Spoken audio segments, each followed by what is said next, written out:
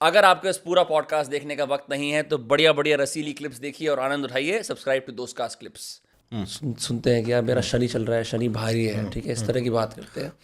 मैं 7.5 ही है। 7.5 है वो। अभी हमने पेंट वॉल्स ब्लैक पेंट कर दी, लेकिन यहाँ पे ना मैंने इंदिरा ऑन एरावत वो कि मेरा मून ज्येष्ठा है वो शनि की काफ़ी सारे वो लगा रखे थे मैंने। Okay. ठीक है, तो I was very intrigued by Saturn as a god, then all his backstories, you know, his fights with his father, whatever.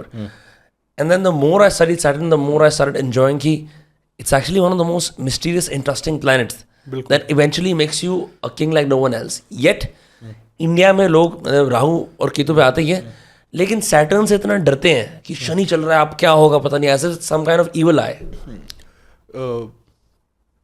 Let me give you a very wonderful example of this. Ship पे ना 2 तरीके के लोग आते हैं। एक वो जो ऐश करने के लिए आते हैं, वो कहते हैं कि बस वेकेशन की तरह गुजारने 28 दिन और चला जाना है। दूसरे सुपरवाइजर्स आते हैं, वो कहते हैं कि उनके नाम सुनते ही पूरा शिप कांपता है। वो कहते हैं कि यार ये आ रहा है ना, ये काम बहुत करवाएगा। तो कहते हैं शनि आ रहा है, बस यही शनि है।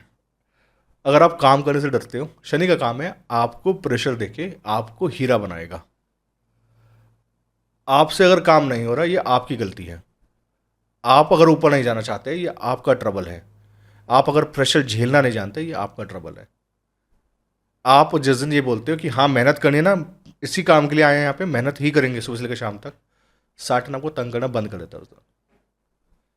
परेशानी उन नालायक बच्चों को है जो ये कह रहे हैं मैं शनि का टाइम पीरियड चल रहा है, जो मेहनत करना नहीं जानते।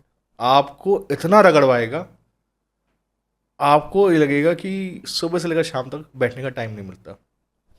लेकिन जब वो टाइम चला जाएगा ना, आपको रियलाइज़ होगा कि उसने आपको क्या दिया है। एक सिस्टम था पैंथर 903। ये सिस्टम इतना पुराना था कि इसकी ड्राइंग्स के लिए हम ईमेल करते थे यूके में, तो बोलते थे कि ये म्यूज़ियम में रख दो, ये सिस्टम पता नहीं क्यों चला रहे हो तुम लोग, ये अबू धाबी की बात है। क्योंकि इस सिस्टम की ड्राइंग्स नहीं थे, इस सिस्टम के अंदर सब कुछ बाईपास था। और ये सिस्टम ना मतलब इसको खोलने और हर एक दिन में 2 बार खोलना ही खोलना है, और सऊदी की गर्मी के अंदर। तो इसके ऊपर 2 ही सुपरवाइजर्स जाते थे, एक मैं था और एक और था। हम लोग इसके परमानेंट सुपरवाइजर्स थे, बैक टू बैक। इस सिस्टम ने मेरे को 4 साल ऐसे तंग करके रखा, और मैं इसके साथ डेली आके बात करता था, क्योंकि मेरे एक इटालियन सुपरवाइजर थे। उन्होंने मेरे को सिखाया कि देख सिस्टम ना बीवी की तरह होता है, इससे डेली सुबह आके बात करनी चाहिए चाय बैठ के। तो मैं कॉफ़ी बना के लेके आता था और सिस्टम के साथ बैठता था सबमरीन के ऊपर, और मैं उससे पूछता था और क्या हाल है, आज क्या चल रहा है, आज हम दोनों काम करेंगे या नहीं करेंगे। उसके साथ बहुत प्यार से बात करनी पड़ती थी, और वो मान भी जाती थी कई बार, किसी दिन बहुत तंग नहीं करती थी। लेकिन उस सिस्टम ने मेरे को इतना सिखाया कि मेरे को हर एक पिन पे कितना वोल्टेज, कौन सा सर्किट कहाँ से कहाँ जाता है, कैसे बाईपास करते हैं, कितने जुगाड़ हो सकते हैं ना, उसने सिस्टम ने सब सिखा दिए। उस सिस्टम को जब मैं पार करके गया ईरान, मेरे को ब्रांड न्यू सिस्टम मिला, और उस टाइम पे मैं सबका मान रहा था, सुपरवाइजर कोई और इटालियन वो थे। सिस्टम ख़राब हो गया एकदम, और मेरे सिस्टम ख़राब होना बहुत नॉर्मल सा बात था। मैंने बोला ठीक है कोई बात नहीं, इसको खोलते हैं। इन लोगों ने अपने 40 साल के करियर में सिस्टम खोल के नहीं देखा था। मतलब ये बंदे ने 40 साल से इस इंडस्ट्री में था, इसने बोला कि आज तक मेरे को नए सिस्टम्स मिलते हैं, खोलने की ज़रूरत ही नहीं पड़ती, जो पुराने सिस्टम्स होते हैं कहीं और चले जाते हैं। मैंने कहा लेकिन जब मैं टेलीमेट्री कैन खोल रहा था उसके, ये लोग ऐसे करते थे जैसे मैं कोई नासा का ना कोई रॉकेट खोल रहा हूँ, क्योंकि मेरे को तो पता है कि कहाँ से क्या करना, हमारा फटाफट हाथ आपका चलता चले जाता है, और आपको देख सोचना भी नहीं पड़ता कि कौन सा कार्ड, कौन सा मॉड्यूल कहाँ लगाना है। It just fits in your brain. और ये मेरे को ऐसे देख रहे हैं, और ये मेरे को थैंक यू बोल रहे हैं बार बार, क्योंकि इनको पता था कि इनके बस का नहीं है सॉल्व करना। देन आई रियलाइज कि सैटर्न ने मेरे को इतना रफ बना दिया है कि मेरे को फ़र्क नहीं पड़ता कि तुम्हारा सिस्टम ख़राब है नहीं ख़राब है। मेरा शिफ्ट का काम भी नहीं था, मैं किसी और के शिफ्ट में आके काम करवा रहा था। लेकिन सैटर्न ना, जो बोलते हैं ना शनि चल रहा है, शनि ऐसे ही लोगों को तंग करता है जो लोग मेहनत नहीं करते। I am telling you Saturn is a brilliant planet. मेहनत करवाएगा, प्रेशर देगा, आपको बिल्कुल नीचे तक गिराएगा, आपको ज़ीरो पे ले आएगा, लेकिन आपको ये रियलाइज़ कराएगा तुम ज़ीरो होने के बावजूद, ये सब के बावजूद भी तुम गिरा जाओ। मैं आपसे इस बात पे ये बात सोचता हूँ, जो बंदा कई सालों से निरंतर मेहनत कर रहा है वो ये भी तो बोलना चाहेगा कि अरे यार अब बस करें, अब कब हमारे को मौज करने का अवसर कब मिलेगा। अच्छा, तो 19 साल बाद शनि की दशा है 19 साल। हाँ, अगर आपकी महादशा चालू हो गई है या साढ़े सात अभी तो हमारी शुरू भी नहीं हुई है। या 7.5 साल की दशा वो 7.5 चालू हो गई है या कंटक आ गया 2.5 साल, दुखी करवाता है। लेकिन पता है सारा स्टेटस शनि देता है। शनि का एक प्रिंसिपल बोलता हूँ कि शनि अगर 7वें घर से जाए, हाँ, सबसे बड़ी गाड़ी और सबसे बड़ा घर दिलवाता है। ये सिर्फ सैटर्न दिलवा सकता है, कोई और प्लैनेट की बस के नहीं है ये दिलवा दे। स्टेटस का जो सूर्य सिर्फ फेम दे सकता है, स्टेटस सैटर्न ही देता है। और स्टेटस को ऊपर करने के लिए work has to be done. मतलब बहुत सिंपल सा प्रिंसिपल है कि प्रेशर देगा, क्यों आपका स्टेटस बढ़वा रहा है, तो इसलिए घबराइए मत सैटर्न से। ये जो मिथ है ना सैटर्न का, ये लोगों के दिमाग से आना चाहिए।